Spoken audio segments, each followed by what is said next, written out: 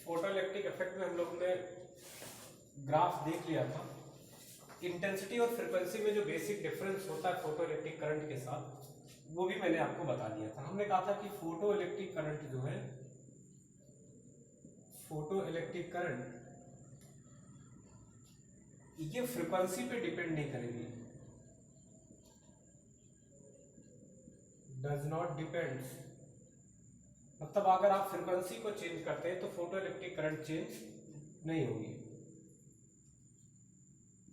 Depends on frequency, ये intensity का parameter होता है। और स्टॉपिंग पोटेंशियल जो होता है,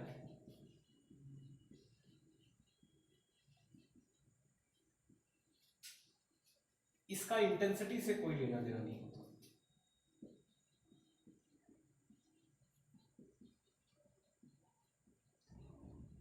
डिपेंड्स ऑन इंटेंसिटी। ये दो बेसिक बातें आपको ध्यान रखनी है। अब हम ग्राफ खींचते हैं फोटोइलेक्ट्रिक करंट में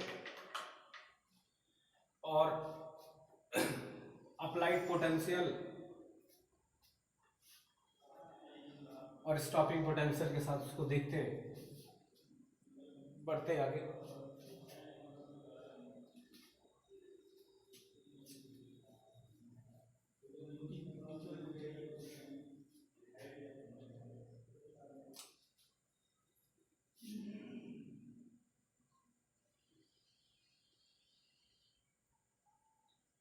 नोट हो गया। एक तरफ हम क्या करते हैं, स्टॉपिंग पोटेंशियल, मतलब एक तरफ पोटेंशियल लेते हैं जो अप्लाइड पोटेंशियल होता है प्लेट का, जिसे हम प्लेट पोटेंशियल कहते हैं, और एक तरफ फोटोइलेक्ट्रिक करंट होगी। ऊपर दिख रहा है? नहीं दिख रहा है? अब ये फोटोइलेक्ट्रिक करंट है और इधर हम स्टॉपिंग पोटेंशियल, मतलब इधर प्लेट पोटेंशियल लगाते हैं, जो प्लेट पे पोटेंशियल है या पोटेंशियल कहते हैं। और इसी पोटेंशियल को जब रिवर्स कर देते हैं तो उसी को स्टॉपिंग पोटेंशियल कहते हैं। इधर negative potential of the plate potential या रिवर्स पोटेंशियल। तो इधर आपका क्या हो जाएगा, ये स्टॉपिंग पोटेंशियल होगा या इसकी वैल्यू क्या होगी। ठीक है। अब जब इनमें ग्राफ खींचते हैं तो एक चीज हम देखते हैं कि अगर हम पोटेंशियल को क्या ना करें, अगर पोटेंशियल को अप्लाई ना करें, तब भी कुछ फास्टेस्ट इलेक्ट्रॉन में कुछ ऐसे इलेक्ट्रॉन होते हैं जो प्लेट तक पहुंच ही जाते हैं बिना किसी अप्लाइड पोटेंशियल के। हमने आपको ये समझाया था कि जैसे ये है और यहां पर हमने प्लेट का पोटेंशियल लगाया है इस तरीके से, और ये लाइट हम यहाँ पर गिरा रहे हैं hν इस पे, तो यहाँ से जो इलेक्ट्रॉन रिजेक्ट होता है, अगर यहाँ कोई भी पोटेंशियल ना अप्लाई करें तब भी कुछ इलेक्ट्रॉन क्या होते हैं, इतने फास्टेस्ट मूविंग होते हैं कि वो इस प्लेट तक पहुंच जाते हैं बिना कोई पोटेंशियल अप्लाई किए। पोटेंशियल को हमने V को 0 रखा, बावजूद इसके यहाँ पर कुछ इलेक्ट्रॉन पहुंच गए, मतलब फोटोइलेक्ट्रिक करंट कुछ अमाउंट में है। तो V 0 होगा तब भी फोटोइलेक्ट्रिक करंट होगी। उसके बाद क्या होता है कि इलेक्ट्रॉन जैसे जैसे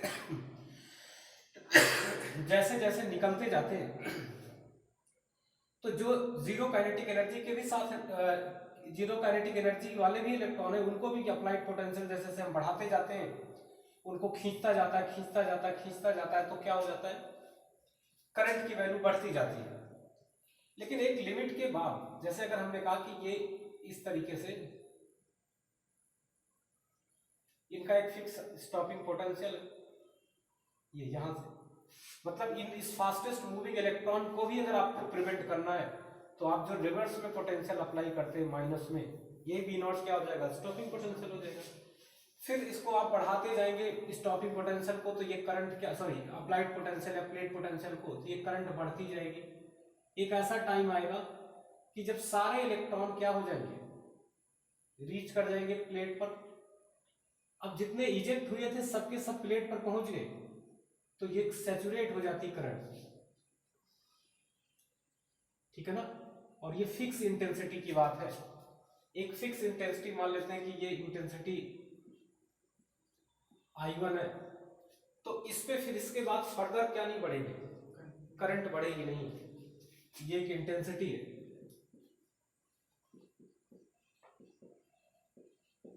इसका मतलब ये हुआ कि हम जो ये लाइट डाल रहे थे और इस लाइट की intensity, light per unit area per unit time I, ये I1 थी, तो I1 से जितने इलेक्ट्रॉन इजेक्ट हुए थे इसने सबको सबको बुला लिया।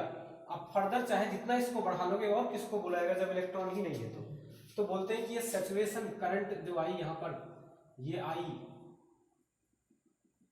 ये अब इससे ज्यादा ये नहीं बढ़ेगी, तो इस I0 को हम सैचुरेशन करंट कहते हैं। क्या बोलते हैं, सैचुरेशन करंट। करंट सैचुरेट हो गई, ठीक है। अब फर्दर क्या करेंगे, अगर हमको फिर से करंट को, फोटोइलेक्ट्रिक करंट को बढ़ाना है तो एक ही तरीका है कि यहां से इजेक्ट करने वाले इलेक्ट्रॉन को बढ़ाइए। और इलेक्ट्रॉन को बढ़ाने का मतलब क्या है कि यूनिट एरिया पे जो लाइट गिर रही है उसका अमाउंट और बढ़ाइए, उतने एरिया पे और ज्यादा लाइट कम समय के लिए, उतने समय के लिए बढ़ाइए, मतलब इंटेंसिटी इंक्रीज करिए। तो इंटेंसिटी इंक्रीज करेंगे तो फिर से सैचुरेशन करंट क्या होगी, क्योंकि फ्रीक्वेंसी तो हम कम ज्यादा कर नहीं रहे, तो इससे क्या होगा कि स्टॉपिंग पोटेंशियल तो वही रहेगा। फिर से अगर हम क्या करते हैं, इंटेंसिटी बढ़ाते हैं, तो इंटेंसिटी ऑफ लाइट बढ़ाने से क्या होगा कि फिर से सैचुरेशन करंट की वैल्यू क्या हो जाएगी, बढ़ जाएगी, ठीक है। और अगर ये कम होगा तो ये और कम होगी, ऐसा। तो इस इंटेंसिटी को हम I1 कह देते हैं, इसको I2 कह देते हैं, इसको I3 कह देते हैं। तो पहली इंटेंसिटी I1 थी, तो एक लेवल के बाद करंट सैचुरेट हो गई, फिर I2 थी तो उस लेवल के बाद करंट सैचुरेट हो गई, फिर I3 तो उस लेवल के बाद करंट सैचुरेट हो गई। अब फर्दर अगर इंटेंसिटी को और इंप्रूव करेंगे तभी करंट बढ़ेगी, अदरवाइज अप्लाइड पोटेंशियल लगा के हम करंट को नहीं बढ़ा सकते, ठीक है। तो यहां से अगर इंटेंसिटी में रिलेशन पूछा जाए तो I3 क्या होगा, it is greater then I2 greater than I1। इसका रीजन है कि यहां पर सैचुरेशन करंट I02 है, यहां पर इसको I03 कह देते हैं, ये I01 है, सॉरी 2 है, और ये जो सैचुरेशन करंट है ये क्या है, ये I0, इसको I01 कहते हैं, I02 I03 इस तरीके से।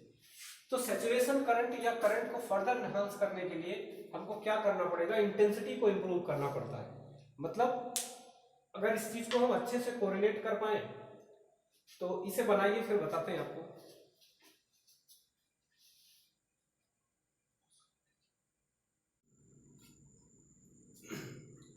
तो ये चीज यहां से समझ में आ रही होगी कि ये स्टॉपिंग पोटेंशियल है, जीरो पोटेंशियल पर भी कुछ इलेक्ट्रॉन ऐसे होते हैं अलग अलग इंटेंसिटी पर जो पहले ही पहुंच जाते हैं। इसका मतलब क्या हुआ कि उनका क्या ज्यादा होगा, काइनेटिक एनर्जी ज्यादा होगा, बिना किसी अप्लाइड प्लेट पोटेंशियल के वो क्या कर जाते हैं, रीच कर जाते हैं। तो सैचुरेशन करंट इनमें क्या हो जाएगी, बढ़ती जाएगी, वो डिपेंड करेगी किस पे, इंटेंसिटी पे। ये बिल्कुल उस तरीके से है जैसे अगर हम आपको इसको समझाएं तो कैसे, जैसे आपने देखा होगा कि जब शादी होती है तो शादियों में जनरली क्या करते हैं हम, जैसे ऐसी शादी है जैसे पहले अमूमन गांव में हुआ करती थी, जिनमें ये मान लेते हैं कि जिसके घर लड़की की शादी है तो ये उसका घर है, और उस लड़की के घर से कुछ दूर पहले यहाँ पर, ये जहाँ पर गेस्ट हाउस है जहाँ पर बारात रुकती है, ये वो जगह है। तो पहले क्या होता है कि यहाँ पर लोग क्या करते हैं, आते हैं, इकट्ठा होते हैं बहुत सारे बाराती इस तरीके से, और फिर उसके बाद क्या होता है, कुछ समय बाद फिर इनको यहाँ पर जाना होता है घर पे, यहाँ पर जहाँ पर पूजा होनी है या कुछ भी होना है कार्यक्रम बाकी का। तो होता क्या है कि कोई एक आदमी आता है फिर इनको बुलाता है, तो सब एक एक करके क्या करते हैं, जाते हैं। तो जाते हैं जब कोई बुलाता है। लेकिन कुछ ऐसे भी लोग होते हैं जो बहुत एक्साइटेड होते हैं, उनको कोई बुलाता नहीं है, ऐसा नहीं कि चलो कि अब द्वार पूजा है चल रहा है, अभी वो क्या है कि आए थोड़ी देर इधर उधर किए, उसके बाद कहते हैं चलो यार घर गांव में उनके घर में देखते हैं क्या हो रहा है। 3-4 लोग ऐसे जरूर मिल जाते हैं। बिल्कुल सिमिलर सिचुएशन यहाँ की, जो प्लेट पे ये एनर्जी डालने के बाद इलेक्ट्रॉन इजेक्ट होते हैं, तो बहुत सारे इलेक्ट्रॉन इजेक्ट होते हैं, सबको यहाँ जाना है एक टाइम पे, कब, जब यहाँ पर हम अप्लाइड पोटेंशियल लगाएंगे। लेकिन बिना अप्लाइड पोटेंशियल लगाए, बिना बुलाए ही कुछ लोग ऐसे होते हैं जो अपने आप पहुंच जाते हैं, तो वो करंट हो गई आपकी कि वो जीरो पर ही करंट है, ठीक है ना, अप्लाइड पोटेंशियल या प्लेट पोटेंशियल उस समय जीरो है।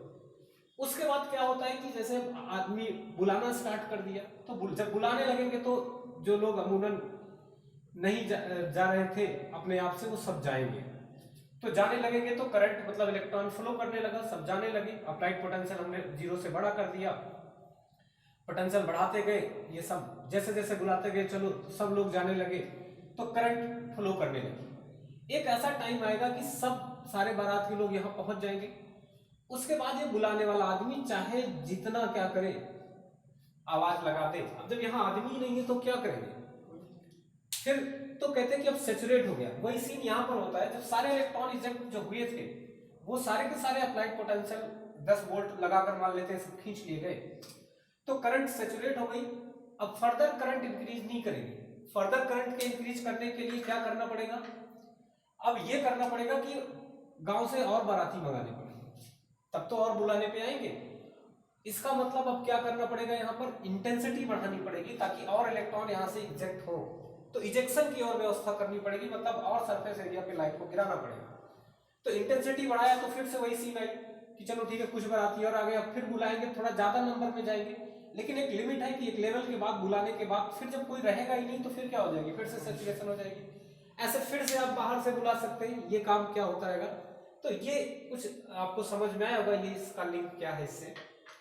दूसरी बात ये कि हम स्टॉपिंग पोटेंशियल को वो पोटेंशियल कह रहे हैं कि जब हम अप्लाइड नहीं करते तब भी कुछ लोग पहुंच जाते हैं, या मतलब कुछ इलेक्ट्रॉन की इतनी काइनेटिक एनर्जी होती है उनकी वो प्लेट पर रीच कर जाते हैं और वहां से करंट फ्लो करने लगती है, मतलब फोटो इलेक्ट्रिक करंट होती है।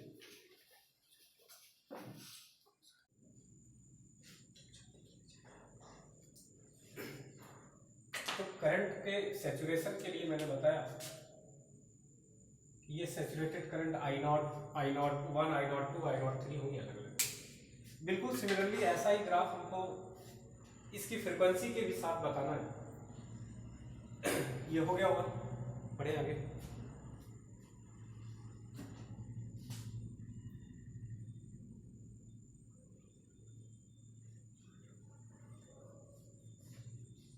तो इंटेंसिटी के साथ वेरिएशन के लिए ये कॉन्सेप्ट हम अप्लाई करेंगे।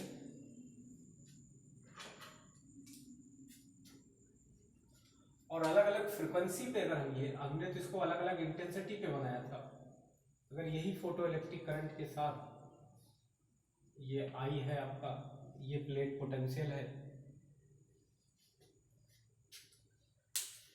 और अगर ये डिफरेंट फ्रीक्वेंसी पे हो, लाइट की अलग अलग फ्रीक्वेंसी हो, तो उससे क्या होगा कि इसका डिफरेंट स्टॉपिंग पोटेंशियल होगा। ये मैंने आपको बताया था कि फ्रीक्वेंसी स्टॉपिंग पोटेंशियल को डिसाइड करती है। तो जैसे ये ग्राफ है इस तरीके से, ये सैचुरेशन करंट है,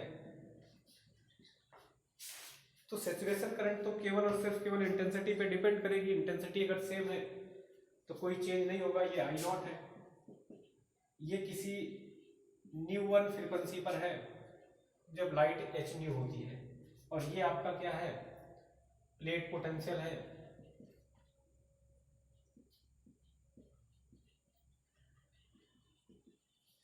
और इस पर्टिकुलर फ्रीक्वेंसी पे इसको हमने ν1 पे देखा है, तो यहां पर stopping potential suppose that V01 है। इसके बाद जैसे फ्रीक्वेंसी बढ़ाते हैं तो फ्रीक्वेंसी बढ़ाने से काइनेटिक एनर्जी इलेक्ट्रॉन की बढ़ेगी, तो जो मैक्सिमम काइनेटिक एनर्जी के साथ इलेक्ट्रॉन निकलेगा उस इलेक्ट्रॉन को ज्यादा अप्लाइड पोटेंशियल देके हमको रोकना पड़ेगा। मतलब वो फिर से क्या होगा, नेगेटिव में ज्यादा अप्लाइड पोटेंशियल देके रोकना पड़ेगा। मतलब ये कुछ इस तरीके का ग्राफ होगा।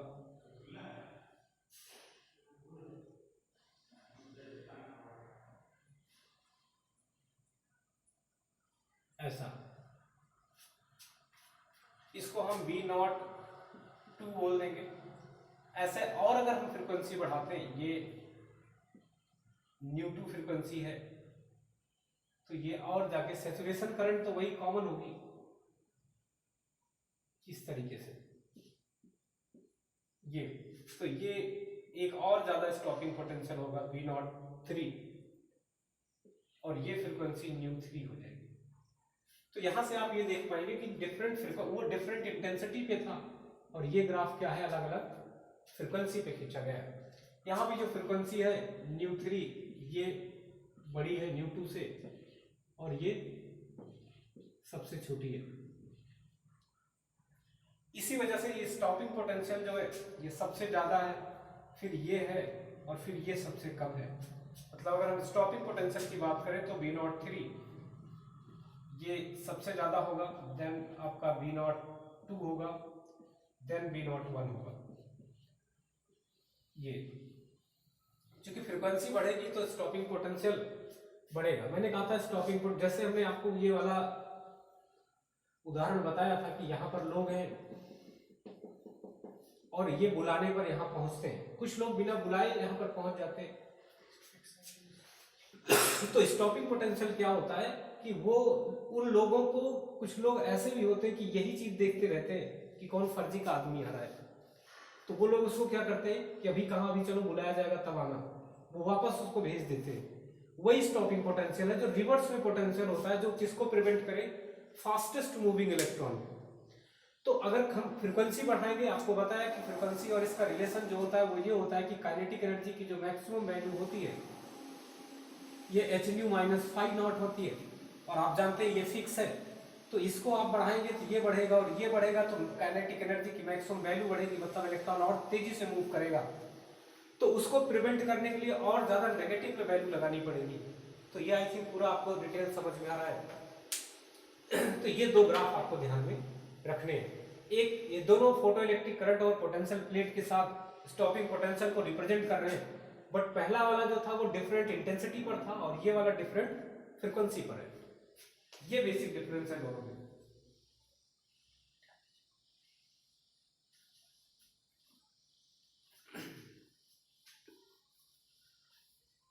इसके बाद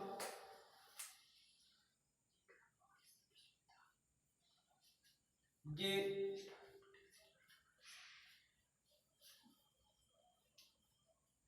एक चीज इसमें और समझनी है हमको,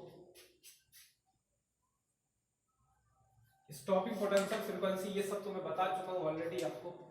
ये रिलेशन भी पढ़ा चुका हूं कि जो EV0 होता है ये hν माइनस hν0 या फाई होता है, या फाई नॉट होता है, वर्क फंक्शन। तो यहां से हमने ये ग्राफ आपको बता दिया था कि V0 में, और ये h/e इंटू न्यू होगा माइनस फाई अपॉन ई होगा। ये हमने कहा था ये स्ट्रेट लाइन भी होगा। ये ग्राफ कैसा होगा, it will be straight line. और अगर हम इसमें V0 इधर लेते हैं और इधर आपका न्यू लेते हैं, तो आप देखेंगे कि ये ग्राफ कुछ ऐसा होगा, इस तरीके से। ठीक है। कभी कभी क्वेश्चन ऐसा पूछता है कि आपको दो अलग अलग मेटल देंगे और उनके अलग अलग ग्राफ बने रहेंगे, आपको देख के ये समझना होगा कि इसमें कौन सा ऐसा मेटल है जिसका वर्क फंक्शन ज्यादा है, या कौन बेहतर फोटोइलेक्ट्रिक इफेक्ट दे सकता है। तो वो ग्राफ जनरली स्टॉपिंग पोटेंशियल और इसी के बीच में होता है, फ्रीक्वेंसी के बीच में। यहाँ पर आपको स्टॉपिंग पोटेंशियल रख देगा, यहाँ पर फ्रीक्वेंसी रख देगा। स्टॉपिंग पोटेंशियल और फ्रीक्वेंसी रखने के बाद कहता है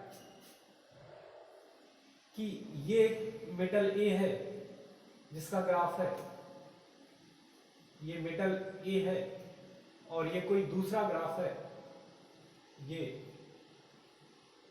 जो मेटल बी के लिए। तो इसका मतलब ये हुआ कि हम इसको अगर पीछे मिलाते हैं तो आपको ये पता पड़ेगा कि इसका इंटरसेप्ट क्या है। जब इसको पीछे मिलाएंगे, ये तो यहां से आप देखेंगे कि ये इंटरसेप्ट है और ये इंटरसेप्ट है। यहां का जो इंटरसेप्ट है ये इंटरसेप्ट ये फाई ए अपॉन ई है, जो किसके लिए रिप्रेजेंट कर रहा है, मेटल ए के लिए रिप्रेजेंट कर रहा है।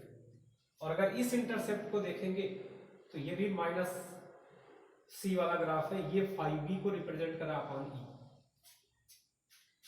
तो यहां से आप एक चीज ये समझ पा रहे होंगे कि इसमें एक ऐसा मेटल है जिसका वर्क फंक्शन ज्यादा है और एक ऐसा मेटल है जिसका वर्क फंक्शन कम है। क्योंकि ये ग्राफ तो ऐसा है, अगर ओवरऑल हम देखें कि अगर हम बराबर एनर्जी के साथ देखते ई दोनों की बराबर है तो एक में क्या हो जाएगा, ये फाई ए हो जाएगा, और दूसरे में मैक्सिमम काइनेटिक एनर्जी, अगर सेम एनर्जी को हम इंसिडेंट करते हैं तो ये maximum kinetic energy e minus phi b हो जाएगा। ये तो यहां से एक चीज ये समझ में आ रहा है कि ए मेटल में और बी मेटल में फर्क क्या है। तो जो मेटल बी है it have greater work function comparison to the metal a. यहां से ये समझ में आ रहा है कि phi b is greater than phi a, और phi b is greater than phi a का मीनिंग ये हुआ कि अगर हम क्या करते हैं, एनर्जी को देखते हैं तो ये एनर्जी क्या होगी, ये ज्यादा एनर्जी पे फोटोइलेक्ट्रिक इफेक्ट देगा और ए जो है वो कम एनर्जी पे फोटोइलेक्ट्रिक इफेक्ट देगा। इसका मतलब ए जो मेटल है it is more better for the photoelectric effect comparison to the b, because its intercept is less than comparison to the b, and intercept represent the phi by e, और e दोनों में common है तो जाहिर सी बात है इसका ए कम है, फाई ए कम है, इसका फाई बी ज्यादा है। तो फाई ए कम होगा तो वर्क फंक्शन कम होगा, इसका मतलब आसानी से क्या करेगा, इलेक्ट्रॉन का इजेक्शन करेगा। तो ये कुछ कंपैरिजन आपको ओवरऑल जो आपकी बुक में लिखी हुई है उनको आप पढ़ेंगे, पूरा समझ में आएगा जो बातें मैंने तरफ से बताई है। तो ये इसके बारे में। अब इसमें जो क्वेश्चन पूछा जाता है, मैंने आपको बताया कि आपको क्वेश्चन लगाने का जो सबसे आसान तरीका है उसमें आपको वही एक काम करना है जो मैंने आपको बताया। कौन सा काम, कि आप सबसे पहले क्या करेंगे, इंसिडेंट एनर्जी निकालेंगे। कभी कभी वो क्या करेगा, आपको एंगस्ट्रॉम में या नैनोमीटर में वेवलेंथ देगा और आपसे पूछेगा कि इसमें फोटो इलेक्ट्रिक इफेक्ट होगा कि नहीं होगा। तो आप इसके लिए वही काम करेंगे कि एंगस्ट्रॉम में अगर आपको एनर्जी दी हुई है तो आप वेवलेंथ निकालना है, तो ये 12400 ये फार्मूला अप्लाई करेंगे अपॉन लैम्डा एंगस्ट्रॉम में, तो इन दोनों का, और ये इलेक्ट्रॉन वोल्ट में होगा। ये बात मैंने पहले आपसे बताई है। इसी चीज को वर्क फंक्शन के भी फॉर्मेट में, वर्क फंक्शन भी क्या होता है, h c upon lambda naught. तो कभी आपसे किसी मेटल का वर्क फंक्शन पूछे और वर्क फंक्शन अगर इलेक्ट्रॉन वोल्ट में बताना हो तो आप क्या करेंगे, यही कंसेप्ट यहाँ भी लगाएंगे, 12400 अपॉन लैम्डा नॉट या थ्रेशोल्ड वेवलेंथ इन एंगस्ट्रॉम, ऐसे हो जाएगा। क्लियर। तो ये आपके लिए बहुत ही आसान होगा कि आप दोनों एनर्जी अलग अलग निकालिए, उसके बाद दोनों का डिफरेंस करिए, और जब दोनों का डिफरेंस हो जाएगा तो यहाँ से मैक्सिमम काइनेटिक एनर्जी या फ्रीक्वेंसी निकल आएगी, सॉरी मैक्सिमम काइनेटिक एनर्जी या स्टॉपिंग पोटेंशियल निकल आएगा, क्योंकि यही वैल्यू किसके इक्वल होगी, काइनेटिक एनर्जी के मैक्सिमम वैल्यू के, या इसी को हम क्या लिखेंगे, ई वी नॉट। तो जब आपसे कहें कि कितना एनर्जी का डिफरेंस बच रहा है, काइनेटिक एनर्जी पूछे, तो इलेक्ट्रॉन वोल्ट में काइनेटिक एनर्जी, जैसे अगर आपसे क्वेश्चन कहता है, आगे मैं अभी बता रहा हूं लेकिन अभी इतना समझ लीजिए कि आपसे कहता है कि 10 इलेक्ट्रॉन वोल्ट की एनर्जी किसी मेटल सरफेस पे डाली जाती है जिसका वर्क फंक्शन 2 इलेक्ट्रॉन वोल्ट है। इसका मतलब ये हो कि उसकी एनर्जी जो है वो इंसिडेंट एनर्जी 10 इलेक्ट्रॉन वोल्ट है, वर्क फंक्शन जो है 2 इलेक्ट्रॉन वोल्ट है। ये तो दोनों का डिफरेंस कितने का आ जाएगा, E माइनस 5 का, ये 8 का आ जाएगा, 10 माइनस 2 8। तो जो ये 8 इलेक्ट्रॉन वोल्ट आया यही तो इसकी काइनेटिक एनर्जी है, it is the kinetic energy of the fastest moving electron. अब इससे आपको अगर काइनेटिक एनर्जी जूल में पूछी जाए तो इलेक्ट्रॉन वोल्ट में ये वैल्यू दी हुई है, आप जूल में इसको कन्वर्ट कर लेंगे, और जूल में कन्वर्ट करने के लिए मैंने तरीका बताया, जैसे 1 इलेक्ट्रॉन वोल्ट दिया हुआ है तो 8 इंटू ई की वैल्यू आपको रख देनी 1.6 इंटू 10⁻⁻19, तो ये वैल्यू क्या आ जाएगी, यही जूल में हो जाएगी। दूसरा एक तरीका बहुत अच्छा है जो कभी हमको स्टॉपिंग पोटेंशियल बताना हो, जब कभी इन दोनों के डिफरेंस को इलेक्ट्रॉन वोल्ट में आपको पता हो और आपसे इलेक्ट्रॉन, चूंकि वो पूछता V नॉट है स्टॉपिंग पोटेंशियल, तो एक तो तरीका ये कि आपको जो एनर्जी मालूम है इलेक्ट्रॉन वोल्ट में उसको आप इधर से इधर डिवाइड करेंगे, तो ई से ई जब डिवाइड करेंगे तो इलेक्ट्रॉन से इलेक्ट्रॉन कैंसिल हो जाएगा, केवल वोल्ट बचेगा। तो कभी भी आप क्या करो, जब आपसे स्टॉपिंग पोटेंशियल पूछे और आपको ये दोनों एनर्जी पता हो, उसका थ्रेशोल्ड मतलब फंक्शन पता हो और इंसिडेंट एनर्जी पता हो, तो पहले दोनों का डिफरेंस इलेक्ट्रॉन वोल्ट में निकाल लो, जो एनर्जी आएगी वही काइनेटिक एनर्जी होगी। और वो अगर काइनेटिक एनर्जी है तो हम क्या करेंगे, उसी के डिफरेंस के बराबर, उसी के डिफरेंस के बराबर क्या हो जाएगा, ये काइनेटिक एनर्जी हो जाएगी। और हम फिर क्या करते हैं कि उसी में से इलेक्ट्रॉन हटा देंगे तो बोल्ट क्यों रख देंगे, तो स्टॉपिंग पोटेंशियल हो जाएगा। जैसे देखा 10 इलेक्ट्रॉन वोल्ट इंसिडेंट एनर्जी है, 2 इलेक्ट्रॉन वोल्ट इसका वर्क फंक्शन है, तो डिफरेंस 8 इलेक्ट्रॉन वोल्ट का आया। तो 8 इलेक्ट्रॉन वोल्ट इसकी क्या है, मैक्सिमम काइनेटिक एनर्जी। आपसे पूछे स्टॉपिंग पोटेंशियल कितना, 8 वोल्ट बोल दो, इलेक्ट्रॉन हटा के वही वोल्ट बोल दो, बस। क्लियर है, नोट करिए इसको, फिर आगे बढ़ते हैं।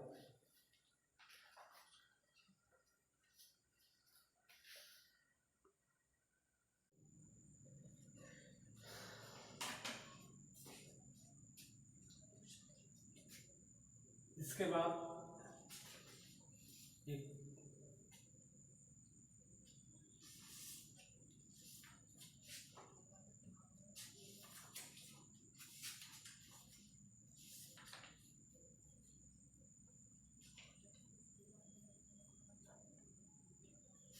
डुअल बिहेवियर की बात करते हैं।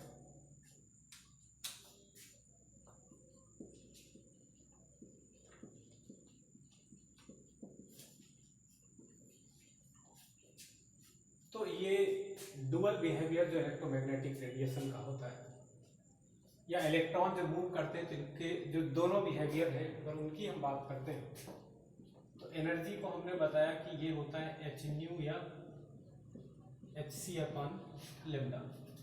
और अगर हम मैटर की बात करते हैं, कोई चीज़ मटेरियल फॉर्म में होगी, मैटर में होगी, तो उसमें क्या होगा कि एनर्जी जो होगी वो mc स्क्वायर होगी। ये आइंस्टीन का इक्वेशन है। इन दोनों से कोरिलेट करके आपको इसमें कुछ चीजें बताई गई हैं। जैसे हम बात करते हैं mc स्क्वायर की, तो हम इस mc स्क्वायर को अगर एनर्जी से कोरिलेट करते हैं इससे, तो ये हो जाएगा आपका hc अपॉन लेमडा, ये इससे कैंसिल हुआ, तो mc ही मोमेंटम है, इसे h अपॉन लेमडा लिख सकते हैं। इसी को हम क्या लिख सकते हैं, p लिख सकते हैं, या इसी को हम mb लिख सकते हैं, मास इनटू वेलोसिटी। अब इसको अगर हम काइनेटिक एनर्जी के फॉर्मेट में लाते हैं, ये तो काइनेटिक एनर्जी के फॉर्मेट में लाएंगे तो जो काइनेटिक एनर्जी है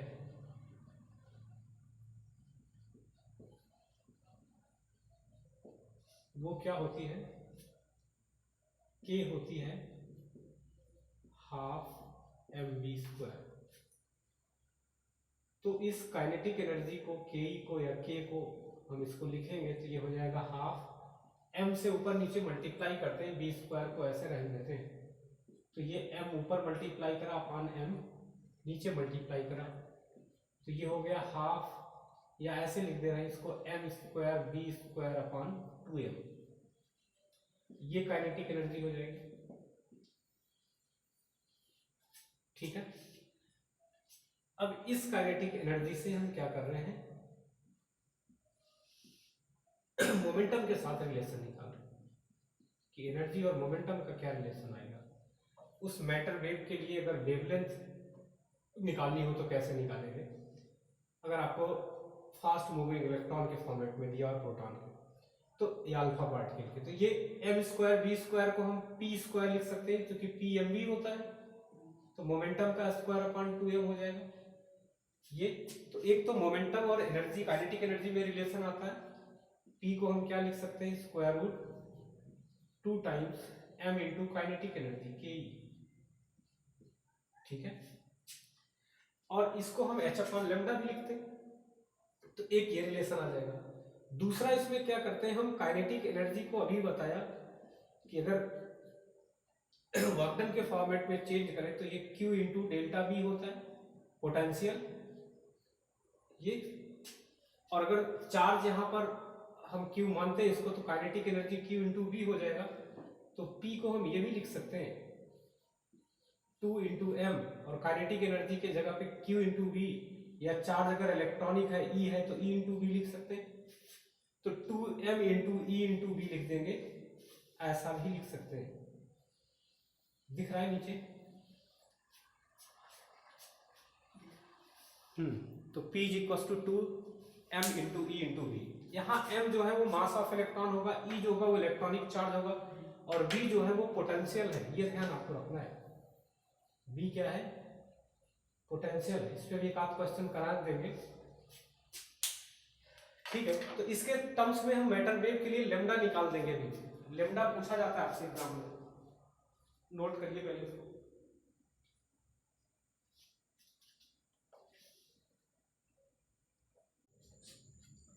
तो ये wave nature of the matter या डुअल बिहेवियर हो गया। वेव नेचर ऑफ मैटर का मतलब कि ये मैटर का जो वेव बिहेवियर है, और वेव मैटर जैसा बिहेवियर कर सकती है, उसी को डुअल बिहेवियर कहते हैं। तो आपने ये वेव नेचर ऑफ मैटर करके लिखा हुआ है। तो मैटर का अगर वेव नेचर जाएगा तो मैटर की वेवलेंथ क्या आएगी, वो इस पे डिपेंड करेगी कि अगर किसी इलेक्ट्रॉन को हम किसी हायर पोटेंशियल डिफरेंस से एक्सेलरेट कराते हैं तो उसका मोमेंटम ये होगा, ठीक है। अब इसी मोमेंटम को हम अगर इसके फॉर्मेट में कन्वर्ट करें, क्योंकि P को हम h/λ लिखते हैं, तो P को h/λ लिखेंगे तो ये हो जाएगा h/λ, और ये कितना है? √2m E × V। V जो है वो अप्लाइड पोटेंशियल है, E इलेक्ट्रॉनिक चार्ज है, m mass of the moving charge है।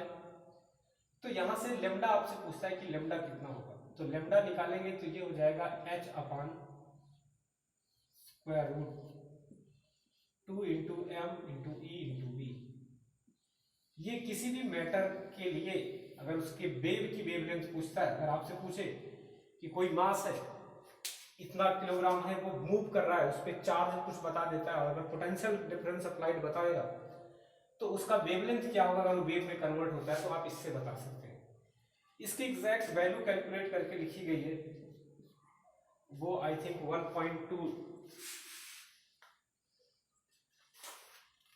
1.227/√2, ये नैनोमीटर में आएगी। ये 1.227/√, ये भी पोटेंशियल लेते हैं, यहाँ मास ऑफ इलेक्ट्रॉन की वैल्यू रख लेते हैं, इलेक्ट्रॉनिक चार्ज की वैल्यू रख लेते हैं, प्लैंक्स कांस्टेंट की वैल्यू रखने के बाद कैलकुलेट करने के बाद रेडीमेड फार्मूला है। लेकिन इसको जब भी आपको केवल अप्लाइड पोटेंशियल दिया हो, बाकी चीजें इलेक्ट्रॉन के फॉर्मेट में दी हो, तभी इसको लगाना भी है। मतलब इलेक्ट्रॉन भी मास का हो, मास भी इलेक्ट्रॉन का हो, तो इलेक्ट्रॉनिक चार्ज भी इलेक्ट्रॉन का रखना है, प्लैंक्स कांस्टेंट की वैल्यू रखेंगे, कितना आएगी? ये नैनोमीटर में आएगा वेवलेंथ। किसी मीटर में अगर आपको पूछेगा तो आप 10⁻⁹ से मल्टीप्लाई करके सही कर लेंगे। तो ये आपका ये वाला टॉपिक, इसमें जितना भी मुझे बताना था हो गया है। कुछ क्वेश्चन करा देते हैं, फिर ये टॉपिक आपका कंप्लीट हो जाएगा।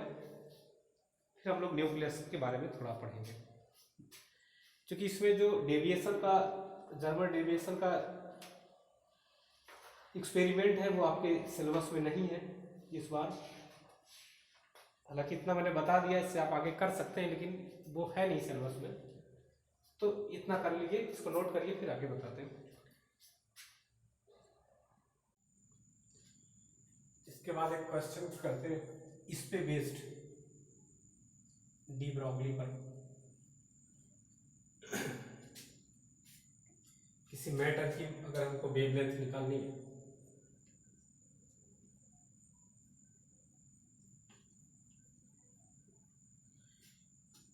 क्वेश्चन है कि what is the de Broglie wavelength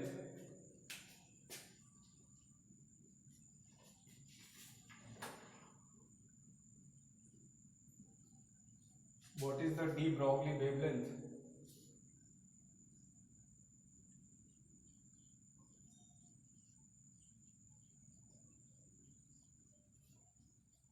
de Broglie wavelength associated with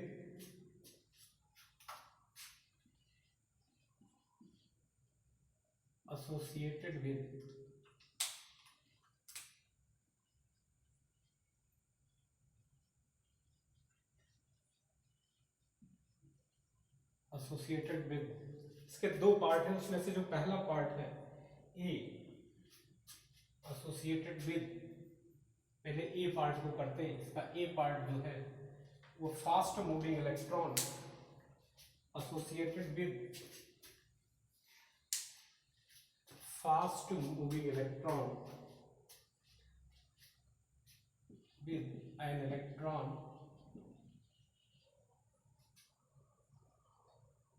moving with the speed of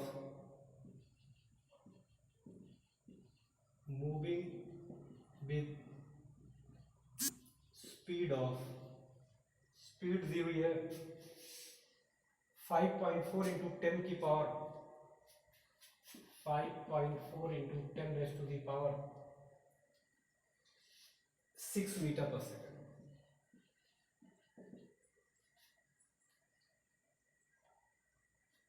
and और बी ऑप्शन इसी में दिया हुआ है, बी पार्ट में, and b a ball of mass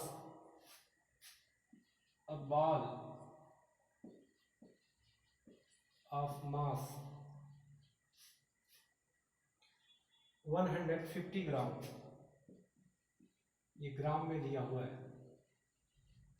150 gram, travelling eight 30 metre पर second. Travelling मतलब velocity बता रहा है कितने वेलोसिटी से ट्रेवल कर रहा है। ट्रैवलिंग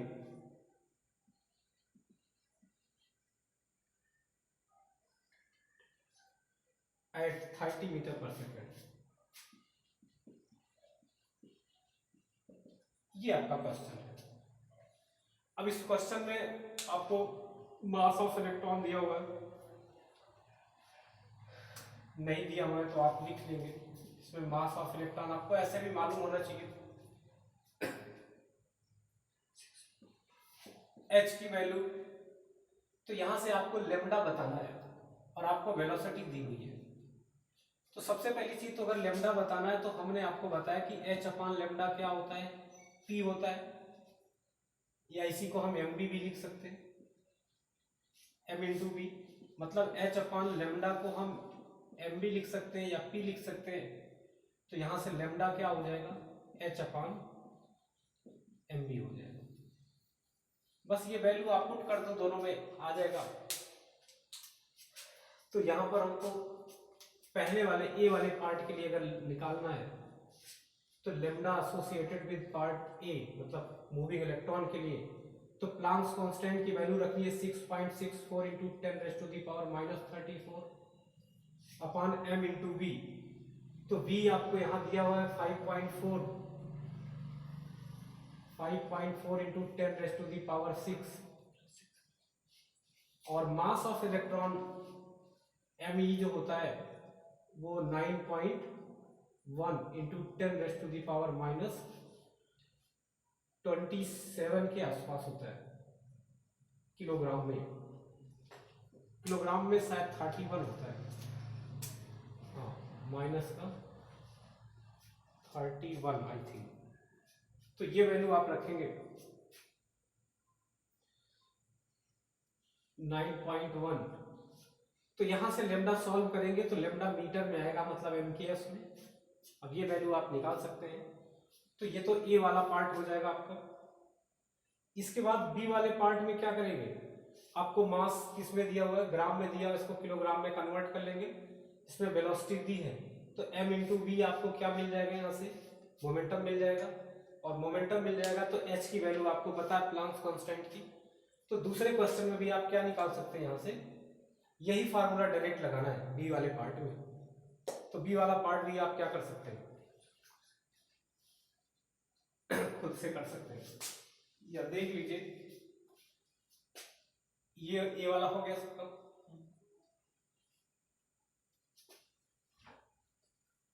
तो बी वाले पार्ट में आपको क्या करना है, ये सॉल्व कर लोगे ना। चलिए बी वाले पार्ट में आपको एक तो P की वैल्यू दी हुई है m इंटू बी से, m की वैल्यू 150 ग्राम है, इसको 10 की पावर -3 से मल्टीप्लाई कर देंगे, किलोग्राम में हो जाएगी। इनटू में 30 ये दिया हुआ है मीटर पर सेकेंड, तो यहां से आप देखेंगे कि ये हो जाएगा 1.5 इंटू 10 की पावर -5 हो जाएगा। ये नहीं, इसको इधर लाए तो ये हो जाएगा, ये पावर थोड़ा कम होगी, या इसको हम ऐसा कर देते 10 की पावर -3 को 0.15 लिख देते, 150 इंटू में ये हो जाएगा 3, तो ये आ जाएगा आपका मोमेंटम p।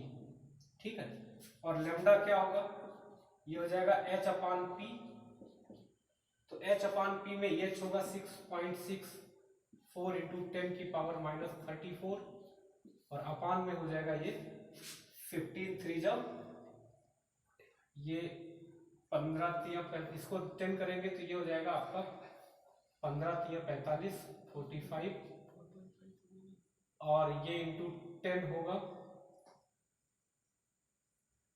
ये आ जाएगा आपका 450, और 2 पॉइंट बाद हम अगर इसको ऐसा लगाते हैं तो ये 4.5 आ जाएगा, और इसको इसके बाद सॉल्व करेंगे तो आपका ये लेमडा ये भी मीटर में आ जाएगा आपका वेवलेंथ। तो ये टॉपिक लगभग हो गया, इसमें 1-2 क्वेश्चन और करा देंगे, फिर उसके बाद हम लोग नया टॉपिक स्टार्ट करेंगे।